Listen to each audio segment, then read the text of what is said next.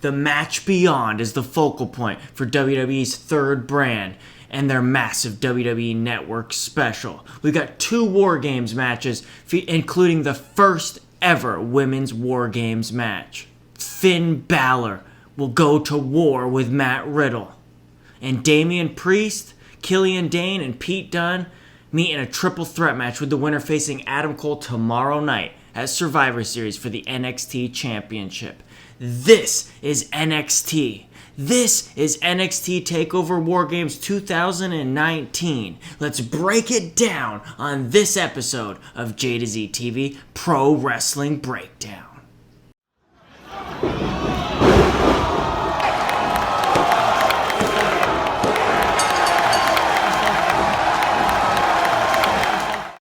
Alright guys, welcome once again to another episode of the JtoZ TV Pro Wrestling Breakdown. We're here in the Pro Wrestling Control Center, guys. It's NXT Takeover WarGames 2019. It is November 23rd, 2019, and we are in Chicago, Illinois. Let's jump right into the pre-show, guys. Kicking the pre-show off, Mia Yim has been attacked backstage mysteriously, guys. And it looks like she's not going to be able to compete in the War Games match coming up as soon as TakeOver starts.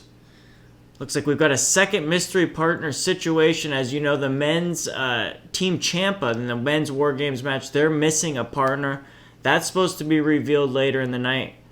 All right, intrigue to start the night off, huh? Let me just adjust my glasses at that. And kicking things right off on the pre-show, pretty much getting right into it, we've got Isaiah Swerve Scott going one-on-one with Angel Garza, the most beautiful man in the world. And both these guys, I actually am a big fan of both of these guys, so this should be a good matchup. Basically, Angel Garza is really starting to get over, for me personally. He's really starting to show some stuff. He's really starting to win me over as a heel, actually. So we got some fast-paced stuff to start here, and Swerve actually tries to bust out some innovative offense, I guess we can call it that. And not all of it looks very good. He's going to end up getting this kind of interesting dragon Rana, I guess, to the floor. It kind of uses the ring apron to springboard off of, and it's kind of sloppy looking. These guys nearly blow it. Angel Garza manages to hold it together. And then later on, he ends up using the ropes to hit this weird assisted flipping senton move, and he lands right across Angel Garza's legs, and it's not pretty, guys. Like I said, not all of this innovative offense works. He's no Chris Kanyon. Longtime fans, you guys will get that one. They end up actually blowing another spot where they do a roll through, and it's just like a Swerve goes up like a sack of crap for Angel as he tries to roll through and throw Swerve Scott into the buckle. So they end up blowing that. Swerve actually ends up looking a lot greener to me. When he was Shane Strickland on the Indies, I thought he actually had something, and he was pretty impressive. As he's in NXT and in WWE here with guys that are more experienced and more polished than him, his greenness, if you will, is actually starting to show through a little bit more. Basically, Garza ends up taking over on offense and actually ends up tightening the entire match together. They literally do the same sequence. They end up doing a sequence here, move for move, that Garza and Tony Nese actually they actually did the same sequence. It was they trade chops. They end up chopping each other in the chest. Swerve bounces off the rope. They end up doing this assisted powerbomb spot with the ropes. It's literally move for move the same exact spot lifted from the Tony Nese match. I think it was like 9 days ago, 10 days ago, something like that on NXT. I just watched the match earlier today, which is how I knew the spot. So interesting. Didn't like how they ended up doing that. Swerve's going to end up firing back with a Death Valley driver onto the apron, and then he hits a double stop from the top rope all the way to the floor. Angel Garza is going to end up coming back with the wing clipper. It's a pretty cool little finisher, and actually looks like it might jack you up a little bit. He hits that, and he gets the clean pinfall. Pretty good match. Garza looked a lot better than Swerve here, a lot more polished. He looked like he was pretty much walking Swerve right through this match. Their sequence leading into the finish was kind of and just the structure of this match was all over the place. We're going to go 2 3/4 of a star. I had it at 3 and I ended up knocking it down 1/4 of a star because it's structured very oddly, and all the botches from Swerve really brought this thing down. All right, and Dakota Kai is going to end up stepping up to take Mia Yim's place tonight. I got a bad feeling about this. Seriously, this doesn't... if you've been following the story with Dakota and the way she's kind of was out, not included on Rhea Ripley's team, I don't think things are going to shape up well for Team Ripley here, guys. Let's check it out because we're going to head right into the main pay-per-view. Let's get right in to Takeover WarGames right now. All right, guys, opening up the Takeover WarGames show, we are kicking things off with the Women's WarGames match. That's right, Shayna Baszler, Bianca Belair, Io Shirai, and Kaylee Ray are going to be taking on Rhea Ripley, Candice LeRae, Dakota Kai, and Tegan Nox. This should be good, guys. Right off the bat, as they're lowering the double cages around the double rings, they really got the presentation down pat. This thing is awesome. You got a really cool laser display show, fog, smoke machines shooting up from the ground as the cages are lowering. It's a really impressive visual. I really enjoyed that. Io Shirai and Candice LeRae are going to start things off, guys. And Io is over. I mean, she garners a lot of Io chants as she's making her entrance here, and she is ridiculously awesome. She's one of the best wrestlers in the world, male or female, and you're going to see why later on in this match. Her mannerisms, since she's turned heel, they just take her to a completely another level. She's a great character and phenomenal worker. Let's see what she does in this match, guys. Both Io and Candice are going to quickly start out basically setting the pace pretty quickly, and Io is going to end up utilizing some very nice offense as she's going to use the ropes between the two rings to walk from ring to ring in a very cool spot before she hits a springboard drop kick.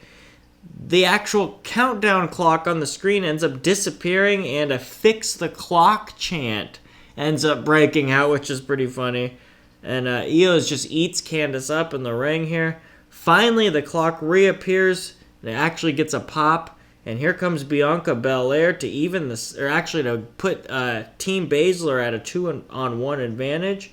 Candice is going to end up getting beaten down, and Bianca is going to end up hitting her with a really nice running shooting star press, actually. Candice is going to try to mount a comeback, but Belair is going to cut her off with this really, really stiff punch. Boom, she really catches her with this stiff punch. And then she's going to end up hitting an impressive double powerbomb, lifts Candice back up, and just chucks her right into the side of the steel cage with a triple powerbomb. What a bump, man. Candice LeRae is just a heck of a bump machine. She back in the PWG days, she used to bump around like crazy, and she's still doing it. Rhea Ripley is going to enter next, and she's going to even things up, but not before she goes under the ring for the plunder, baby. She's getting up all the weapons down there, baby.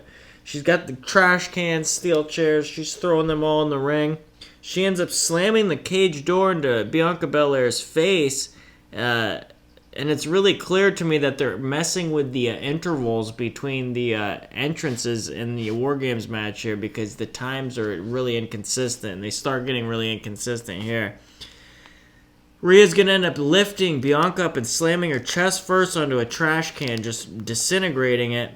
Kaylee Ray is in next for Team Baszler, and she immediately goes under the ring for more steel chairs, guys. And the fans, the Chicago crowd, they want tables. They are chanting for tables like crazy. And in a really awesome heel move, Kaylee Ray just denies them. And she teases pulling the table out and then just shoves it back under the ring. And she gets a lot of heat for it. Pretty cool little spot. We're going to get a Tower of Doom in the corner. And everybody crashes down onto a big pile of chairs. Bianca Belair follows it right up with the prettiest of 450 splashes, but her face smashes right into one of those steel chairs that was laying amongst the pile. Pretty sick stuff, guys. And here comes Dakota Kai. She is next. And sure enough, guys, she turns right around, runs back into her cage, and just kicks Tegan Nox right in the face. And in one of the most savage heel beatdowns I've ever seen in all of wrestling, guys, Dakota Kai just completely murders Tegan Nox. She just totally, this is a heel turn for the ages, guys. She's slamming Tegan's injured knee into the steel bars in the cage door repeatedly. She's pulling Tegan into the cage. William Regal comes out to try to restrain her. She's shoving Regal, telling him to get off of her. This is just insane stuff. Regal's face as he's fired up at Dakota as she's just losing it. This is nuts, guys. Dakota just leaves. She's absolutely acting like she's gone crazy. This is really intense.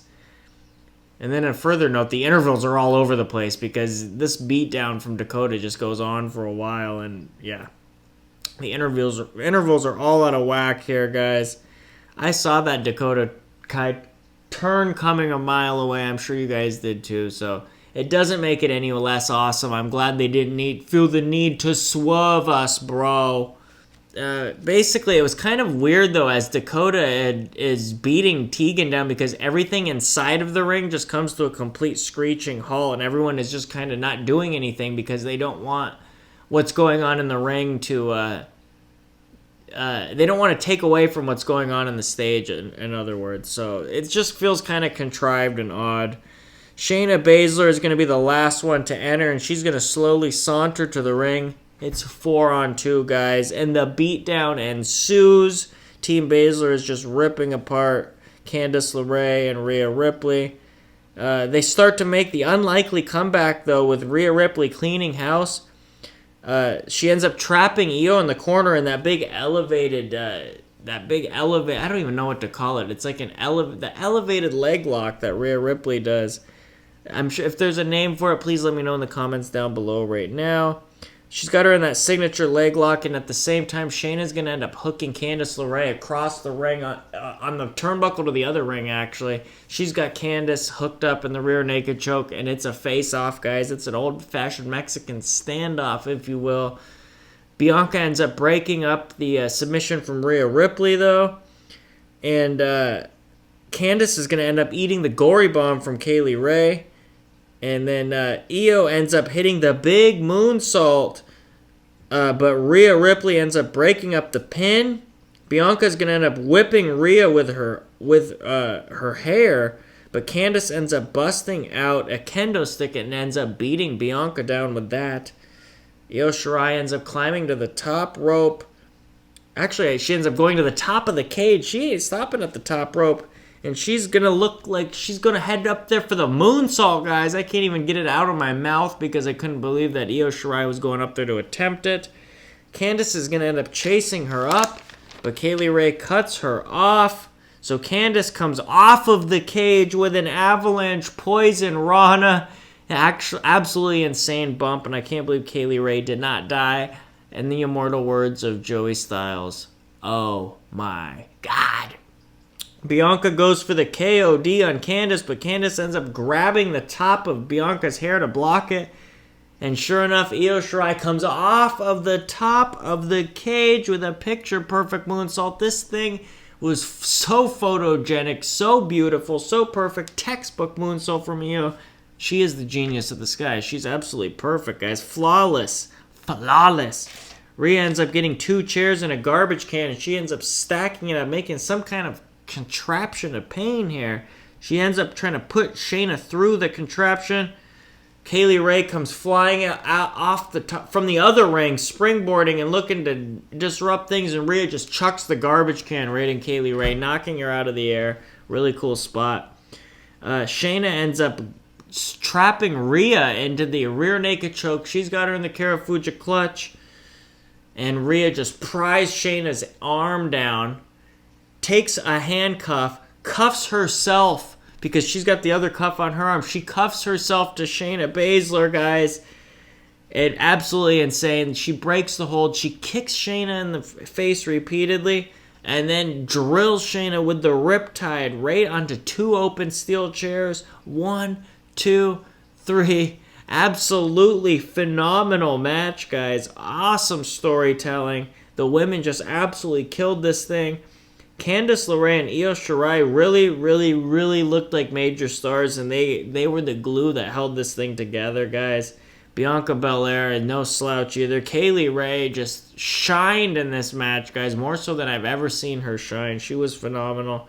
This is one of the best women's matches from a storytelling, structure, heat, and execution standpoint. They hit everything out of the park, guys. Nearly the full Monty, 4 3/4 of a star. It's a match of the year candidate, probably just behind Sasha and Bayley, or I'm sorry, just behind Sasha and Becky in the Hell in a Cell from October. 4 3/4 of a star. I love this match. Alright, guys, next up is the triple threat match with the winner facing Adam Cole tomorrow night at Survivor Series for the NXT Championship. It's Pete Dunne taking on Killian Dane, taking on Damian Priest, guys. Triple threat rules. And sadly, right out of the box, it's understandable because after that hot of an opening match, the crowd has to come down a little bit. But Pete Dunne is the only one out of these guys that gets any kind of reaction. He gets a nice pop and a bruiserweight chant. Damian Priest, though, has come a long way. This guy's impressive lately. Punishment Martinez, who? Pretty standard WWE-style triple threat match to start here, guys, with 2 guys pairing off, and the third guy ends up either on the floor or selling. I really hate the WWE formula for triple threat matches and multi-man matches. It is what it is, though. A pretty solid pace set, though, and Priest ends up looking particularly good when he does get a chance to shine in the match. Dane ends up hitting a really sick Michinoku driver onto Dunne right on top of Damian Priest's face. Pretty awesome bump. Another impressive spot sees Dane with Priest on his back and Dunne in his arms, and he gives Dunne a fall-away slam while simultaneously Samoan dropping Priest on the floor.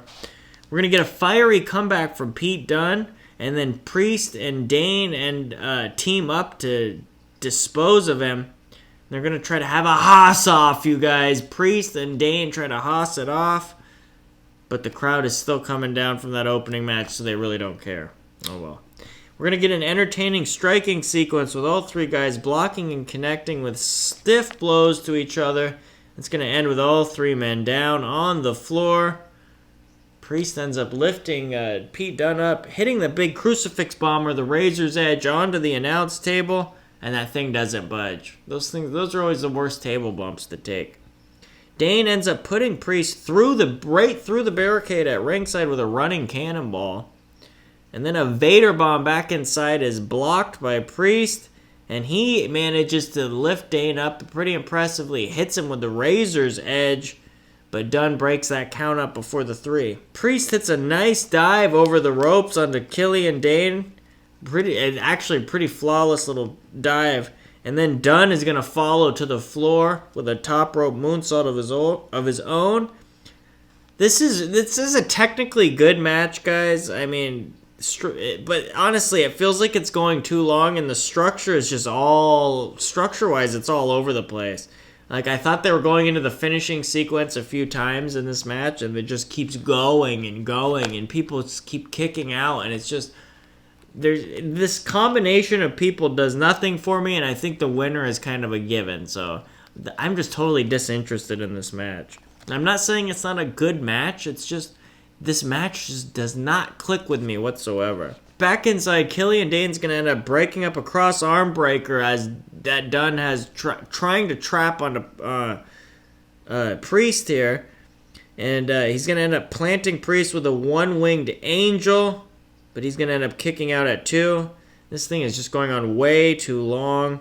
Dunne ends up breaking up a Killian Dane pin on Priest with a moonsault and ends up hitting the bitter end, but Killian Dane breaks that up with a kick to the head. Good God.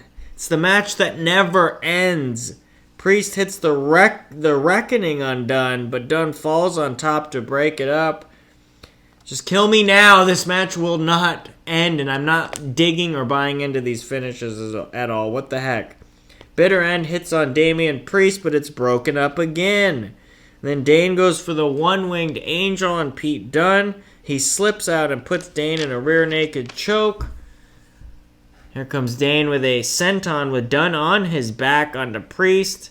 So Dunne just pushes Dane right out of the ring and covers Priest for the 1, 2, 3. That was a stupid finish. Like, I get it trying to be clever and everything, but that was just stupid. The way that Pete Dunne just shoves Dane out of the ring looked silly. And then Priest gets pinned after, what, a senton? It makes him look kind of stupid. I didn't like this match at all. Thank God that it's over. I think the match is actually still going on as I'm making this video, but these guys, they all worked hard, but this thing just didn't do anything for me. It's just way too long. There's really no structure to it. It was like a bunch of moves. So I gotta go 3 stars, and I actually had this at 3 1/4, but the more that I thought about it, I did not like the match. I didn't think it was ever gonna end. 3 stars. It was one of those matches that the ending was obvious to me going in, and they just took far too long to get there. 3 stars. Keeping the train rolling right along, guys. Next up, Matt Riddle goes one-on-one with Finn Balor. And the Chicago crowd is split to start things off. We've got a nice atmosphere. And these guys are going to take their time getting into it with some nice mat work. Japanese style a little bit, if you will. And Finn really, really works a headlock in a really nice old school spot. I missed that. Just really working a headlock like crazy. Finn gets a lot of mileage out of it in this match. He looks like he's openly calling spots on camera, though, as he's got a chin lock on Matt Riddle. Not a good look. Just, if John Cena can do it, anybody can do it, though, right? Balor busts out a lot of aggressive offense here, and it's actually really fun to watch. The best heel turns in wrestling are when somebody really commits, just like acting. And Balor really has committed lately, and he's really made this thing work pretty well. Riddle ends up firing back with palm strikes and exploder, and then hits the Broton for 2. And then he just starts kicking away, but ends up running into double feet on a blind charge. And then we see an awesome sequence as Riddle blocks the overhead Pele kick and slaps on the ankle lock. Balor gets out of it and ends up firing off a picture-perfect dropkick. This thing is sick, guys. Check out this dropkick if you can that Balor hits onto Riddle here. It's a running dropkick, double feet right in the face. Beautiful stuff. Then you know what? He hit that beautiful drop kick, but Balor's gonna make the mistake of trying to German suplexing Matt Riddle, and we know that doesn't work. He no-sells it, and then he shows Balor how it's done with one of his own. He hits that beautiful Mandy Rose knee. It's the V-trigger knee lift. He doesn't do it as good as Kenny Omega, of course, but it's a pump knee, I guess you would call it. It's not quite a V-trigger. Ripcord knee connects, though, but Balor ends up firing back with a double stomp and a sling blade. He looks for the shotgun dropkick next, but Riddle ends up hitting him with the bro spear. Goldberg chant starts to break out as Matt Riddle actually has the balls to grab Finn Balor and plant him with a jackhammer in the center of the ring. 1, 2, he kicks out, and the fans absolutely just bought that one. They thought that was it, and I kind of did too, because they bought into it so much. Good crowd makes a good match. Balor ends up countering a tombstone into the final cut, and then he follows immediately with 1916 for a near fall. He goes for Bloody Sunday, busting out some Prince Devitt specials here, but that's blocked into the bro to sleep. CM Punk, CM Punk. CM Punk chant rings out, guys. He goes for the floating bro off the top rope and ends up hitting knees, and Balor finally connects with the shotgun dropkick. Coup de grace misses, and Balor tweaks the ankle that Riddle had grabbed in the ankle lock earlier. Bro mission is locked in, but Balor ends up escaping that. Riddle hits him back with a head kick, though, firing right back, and Balor recounters with Bloody Sunday. And that's going to do it for Matt Riddle, guys. What an awesome, tight match. Just pace they were just went the entire time, guys. These guys set an awesome pace. Aggressive Balor was incredibly neat to watch, and Matt Riddle looked top notch, and the crowd was just, they were really into this, biting on near falls. Excellent match, good psychology, 4 big stars for Matt Riddle versus Finn Balor. I really enjoyed that match. And guess what, guys? We get the awesome laser show, and the fog machines, they're back for us because the double cages are making their descent. It's time for our War Games men's main event. Alright, guys, the War Games match pitting the Undisputed Era versus Tommaso Ciampa, Keith Lee, Dominic Dijakovic, and a mystery partner. That's right now. Undisputed Era ends up getting a massive reaction. Did anybody expect anything else? The crowd totally just gives Cole in particular a massive stars reaction. He's done a great job of getting himself over the last couple weeks on WWE TV. Ciampa ends up heading straight into the cage. He's going to start things off, and he's got a crutch in his hand. He's looking to start the match. There's no 4th member of Team Ciampa, though, to start. You've just got Keith Lee and Dijakovic in their pods, locked in their pods.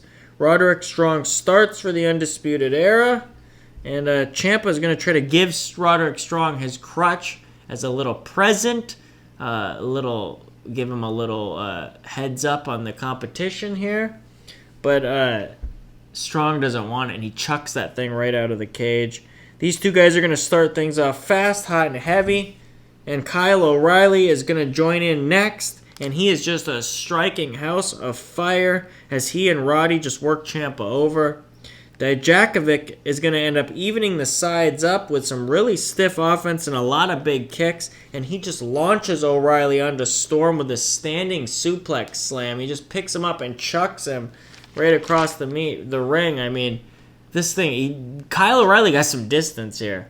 And then he just picks Roddy and throws him into the steel cage like a little baby. Good job making Dijakovic look like a beast as a feast your eyes chant ends up ringing out. This dude he's a specimen. O'Reilly really knows how to make his moments memorable with Kyle O'Reilly. Whenever he gets a little moment on camera, he really just runs with it and turns something small into it. He ends up becoming a meme. And he gets that here as there's a nice spot where him and Dijakovic are in between both rings, and Dijakovic is just forearming O'Reilly, and he's ping-ponging, bouncing off the ropes back into Dijakovic's forearms over and over again. Really entertaining stuff.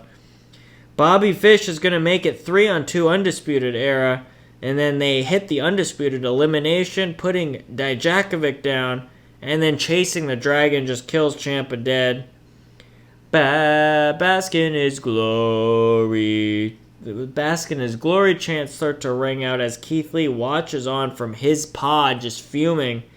He finally joins the match, and the awesome Keith Lee just goes nuts in the cage. People are on their feet as Lee just impresses with an absolutely awesome leapfrog over both Bobby Fish and Kyle O'Reilly, and then he takes them both out with this massive flying crossbody block. Really cool spot, awesome athleticism from Keith Lee. Dude is special, that's for sure. All 3 Undisputed Era members swarm Lee and beat him down, but Tommaso Ciampa will not die, and Dijakovic ends up helping him even the sides up. Adam Cole finally ends up joining the match. He stops to bring a table into the ring, finally paying off that tease from Kaylee Ray earlier. And then Cole makes sure he goes overboard and satiates everyone's appetite for lumber. Because Cole just keeps pulling tables out and throwing them in the ring just over and over, almost to the point where it's comical. There's a lot of tables in these double rings, and one propped out on the floor, which Adam Cole ends up crashing through as Ciampa just shoves him backwards off the stairs. And Cole just crashes, takes a back bump through a table that's propped against the guardrail. Really simple, but it was really cool, too. Ciampa gets Cole into the ring, and Ciampa, Lee, and Dijakovic close in. UE is begging off, and then they all start brawling and going at it again. That's right, it's 3-on-4 because that fourth member of Team Ciampa has not entered yet, even after the countdown goes off. Nobody's coming out. Keith Lee gets low blowed and goes down, and it doesn't look good for the baby faces now. There's nobody to join them, and it looks like we've got another 4-on-3 situation here.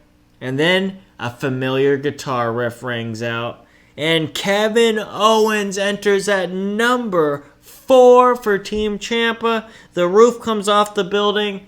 This is a Stone Cold Steve Austin pop, guys. You got to hear this with your own ears to believe it. Owens goes after Undisputed Era, and he is just a Canadian house of fire. Pop-up powerbomb for Bobby Fish. He even busts out a sleeper suplex on Roderick Strong. Owens and Cole end up squaring up, but Owens tells Cole to suck it, and then hits him with a stunner, which Cole sells amazingly. He bounces right up in the air, going completely straight. It's like a spring shot off on him when he gets stunned here, guys. Cole sells that stunner just awesome. Pinfall ends up getting broken up. Dijakovic and Lee try to launch Roderick Strong from one ring to another, but they end up botching it. Strong ends up going through the top and the middle rope and nearly taking out Bobby Fish's good knee. That was a little bit scary. Tables start to end up getting set up now in both rings, and Keith Lee's going to end up flying off the top rope with a top rope crossbody block onto a giant mass of humanity in a very cool visual. And then Kyle O'Reilly follows almost immediately with a picture-perfect avalanche knee drop to Keith Lee's knee, and he slaps him in a knee bar. Kyle O'Reilly using the top rope knee drop, it's just a killer of a move. He does it pretty awesome. I wish that more people would use it. That should be somebody's finisher. Top rope knee drop is a killer. Like, if you think about it in kayfabe, that should just end somebody. Dijakovic ends up breaking that knee bar up with a giant springboard moonsault, but Bobby Fish ends up topping that with a moonsault of his own. And then on top of that, Ciampa ends up hitting Bobby Fish with the fairy tale ending, and Owens adds an exclamation point with the Swanton Bomb. This is just insanity now. Adam Cole ends up nearly taking KO's head off with a super kick. It's just action nonstop. Keith Lee gets planted by Roddy with a top rope angle slam. And then Owens and Cole, they actually tease the cradle pile driver on the metal bridge in between the two rings. But Cole instead ends up going for the Panama Sunrise. They have a little trouble getting up for it a couple times. And then finally on the third attempt, they pull it off, and Cole just takes the sick bump. Cole gets the worst of it when you watch on the replay. He's got Owens' weight coming down on him, and he just lands flat on his back and his butt right on that metal bridge. Ugh. He actually looks like he could be hurt, too.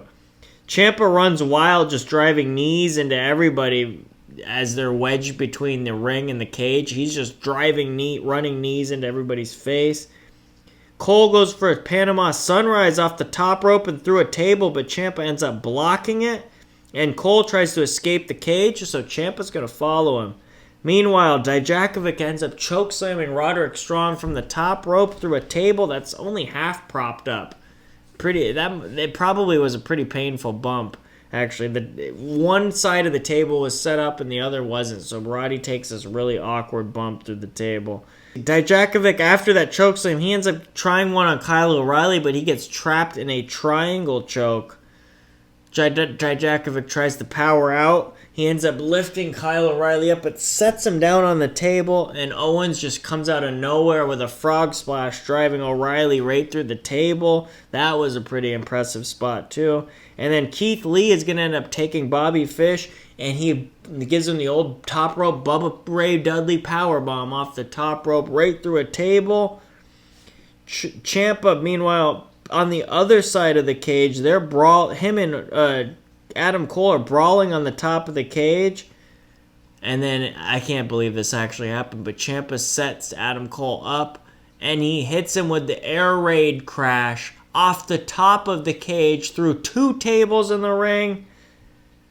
And in a pretty interesting shot, the director actually cuts to AEW's Dr. Britt Baker sitting in the front row as she's reacting to Adam Cole taking his bump, her boyfriend. I don't believe that it was a mistake like Triple H claimed. It's a pretty dirty thing to do. Yeah, that's going to be the finish, though, as if there's anything else. Who knows how Adam Cole's going to be able to wrestle tomorrow. This was absolutely insane. Morrow actually acknowledges Britt Baker by name, too, calling her Adam Cole's girlfriend, Britt Baker. Crazy, guys. Let's just get to the match, though. This was an awesome, absolutely awesome match, guys. The best War Games match so far in the WWE. Kevin Owens was an awesome surprise. The finish was phenomenal. Non-stop action, brutal stuff. Very impressive match. Again, great storytelling. They did the gimmick justice for sure. I'm going to do it. I only did it one other time on the breakdown so far, but I'm going to do it. 5 stars, guys. Another 5-star match. So what is the bottom line on NXT Takeover WarGames 2019? Well, the bottom line is this. You've got 2 unforgettable WarGames matches. Not 1, but 2. And they managed to pull both of them off extremely well. That Women's WarGames match is a Women's Match of the Year candidate, guys. It might be better than Sasha and Becky in the Cell. There's a great story there. Yeah, you saw the Dakota Kai heel turn coming. It doesn't make it any less awesome and well executed. Finn Balor and Matt Riddle was phenomenal. Is there any question? This is going to be an easy thumbs up. The triple threat match was far, far too long, but even that was solid. It just got way too much time, in my opinion, and none of those 3 guys did anything for me. You got a 5-star main event here, though, and that men's War Games match, the Kevin Owens surprise, it more than delivered. Thumbs way up for NXT Takeover WarGames 2019. And speaking of thumbs up, we do hope that you will give this video a big old thumbs up. And go ahead and hit that subscribe button if you enjoyed what you saw here today. There's more JtoZ TV Pro Wrestling breakdowns. There's another one coming tomorrow for WWE Survivor Series. So join me back here tomorrow in the JtoZ TV Pro Wrestling Control Center. Until next time, guys, I'll catch you through those ropes and down that aisle. Bada bing, bada boom, bada, bada, bada, bang.